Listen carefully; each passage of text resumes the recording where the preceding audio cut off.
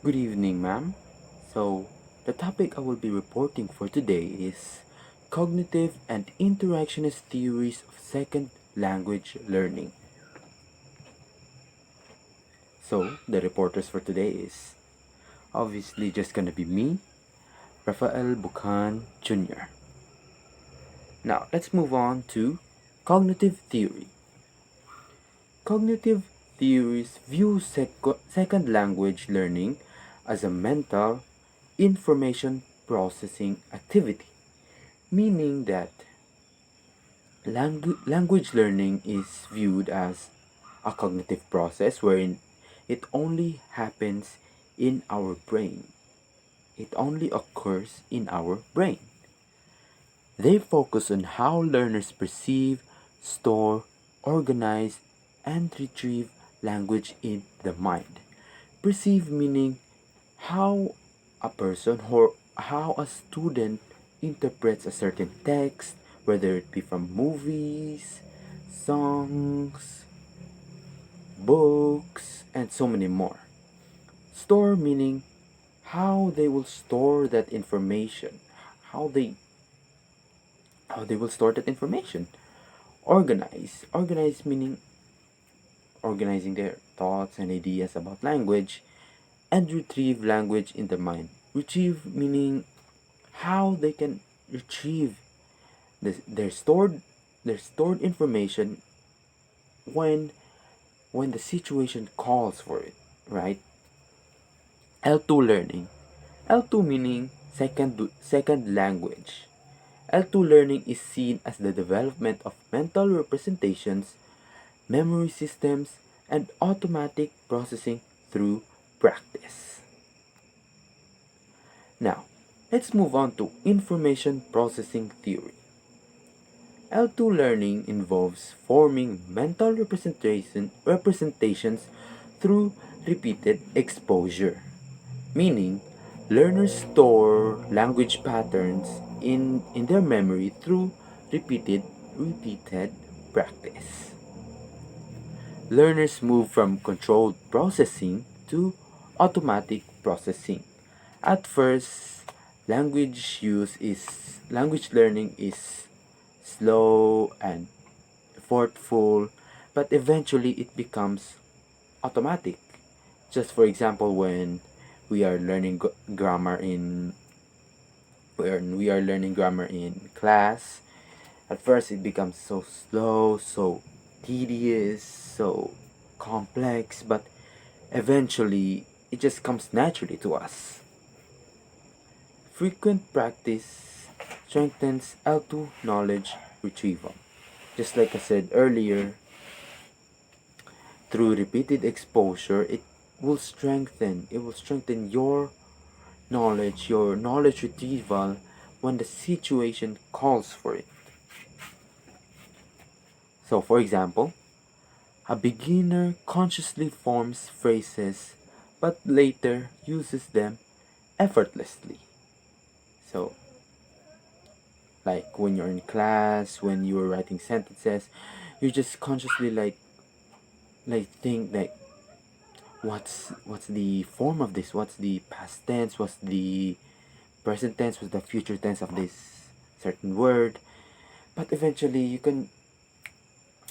later just use them effortlessly, like it just comes naturally to you. Next is the declarative versus procedural knowledge.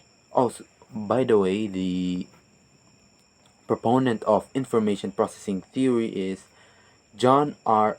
Anderson and McLaughlin. So next is declarative versus procedural knowledge. The proponent of this theory or concept is Anderson and DeKeyser. Declarative knowledge means knowing rules consciously. So knowing rules consciously. So in this concept, the learner memorizes grammar rules in this knowledge. Procedural knowledge is using language automatically. So Fluent use fluent use of language is developed through practice, so it will just come naturally to you. Learning progresses from rule learning to automatic for performance. So that's for declarative procedural knowledge. For example, memorizing past tense. So, for example, when you're in class, you memorize all these grammar rules, like what's the past tense of this word, what's the past tense of walk, what's the past tense of talk, what's the past tense of run. But eventually, it will just come naturally to you. We'll just know these words eventually, automatically. And lastly, is the cognitive load theory. The proponent of this theory is John Sweller.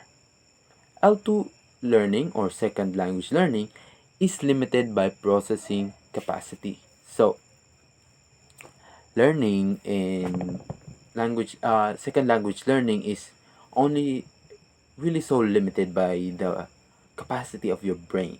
So, the brain cannot process too much information all at once. Overloaded tasks block comprehension and learning. So, when you overload your mind with all this information, when you overload your mind with so much information, it actually blocks your comprehension and learning. So, you're not actually learning. You just no, you're not learning. You're not learning at all. Simplified input reduces cognitive load. So, when you when easier input improves understanding. So, yeah, yeah, much easier input improves understanding. So, example, teachers slow speech and use visuals to reduce difficulty. So, in this example, the teachers slow their speech, slow their speaking style, or slow their speech, and use visuals to ensure that information is not overloaded in the students' learning capacity or their brain. So next, let's talk about the interactionist theory. Interactionist theories argue that language learning develops through social interaction. So unlike cognitive theory, cognitivist theory, wherein it argues that language learning or second language learning is just through cognitive process, through grammar rules, through repeated practice, and all that stuff. Interactionist theory emphasizes that second language learning is through social interaction, communication, and negotiation of meaning. So, learning occurs when learners receive comprehensible input, participate in dialogue, and get feedback from more capable speakers or more knowledgeable others by Lev Vygotsky. This theory emphasizes the importance of conversation, real time communication, and interactive environments in promoting L2 development or second language development. So the first theory or the first concept of interactionist theory is the input hypothesis by Stephen Krashen. Learners acquire language from comprehensible input or I plus 1. I in this situation is your current knowledge and plus 1 is the added knowledge.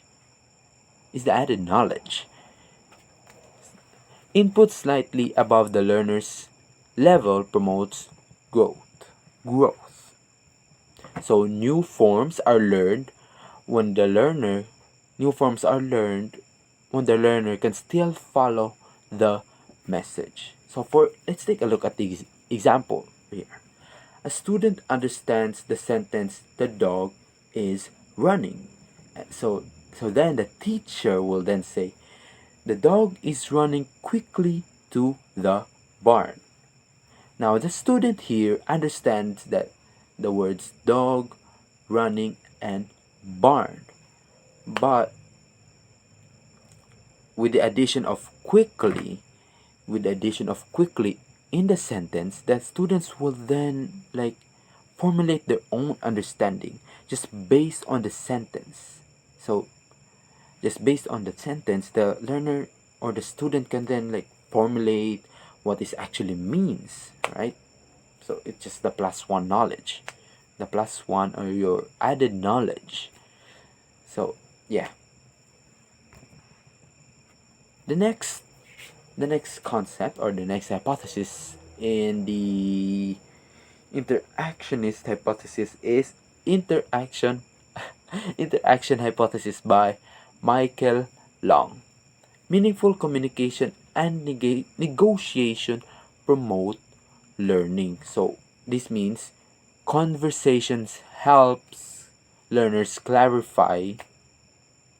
So conversations helps clarify learners. I, conversation helps learners clarify meaning.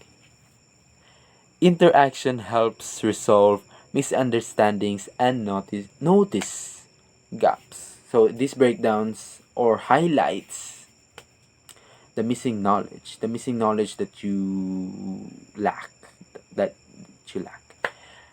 Modified interaction improves comprehension. So repetition, slower speech, or rephrasing make input clearer, clearer, clearer, clearer. For example, asking what do you mean leads to much more clearer input, you know, to you, so you can understand it better. So when you don't understand a certain concept, so you then ask from more knowledgeable others, what do you actually mean by this? Yeah, so yeah. And lastly, corrective feedback on the last component or the last component here is corrective feedback in interaction. Corrective feedback interaction. Feedback types include recast, clarification, and explicit correction. So feedback guides learners to more accurate language. So with feedback, the learners will, you know, correct what they're lacking from their speech, so they can speak it fluently in the next time. Helps adjust interlanguage toward correct forms. So the in this stage, the learners revise their develop. So the learners revise their developing second language system. For example, when a student says she like apples, the teacher will then subtly correct, not like necessarily like give like a negative feedback, just subtly subtly corrects it to she likes apples. Simple as that. So that would be all for my report. I hope you learned something new. And as you can see, it's already 12:08. So yeah, that would be all. Thank you.